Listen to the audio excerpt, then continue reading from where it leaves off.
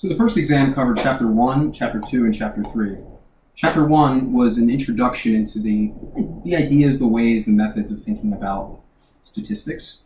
Chapter 2 gave us a bunch of different tools in order to describe data sets and describe what's happening. And Chapter 3 gave us this idea of probability. We don't know what's going to happen. We don't know what's going to happen, so we'd like to know what might happen.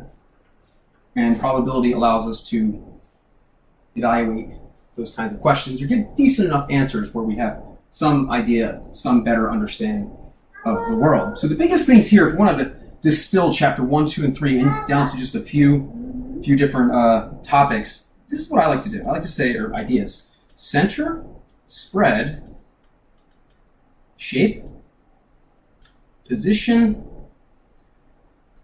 This is Chapter 2, mostly. And then we have this other piece, which is really a big piece, probability.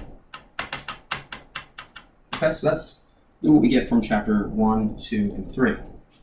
Exam 2 is going to cover something else about probability. I'm going to give you an example right now. Modeling. Probability modeling. Have is the random variable x equals some sort of data. And in Chapter 4, what we're going to have is x equals the number of times something occurs, basically.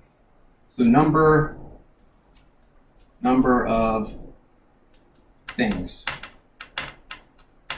And then Chapter 5, we're going to have measurements. X equal, let's put measurement. Measurement, we have to use a man-made device person-made device to try and get an idea of what's happening in the world. And then what we see in Chapter 6 is we're going to be dealing specifically with the normal distribution, and what's called the central limit theorem.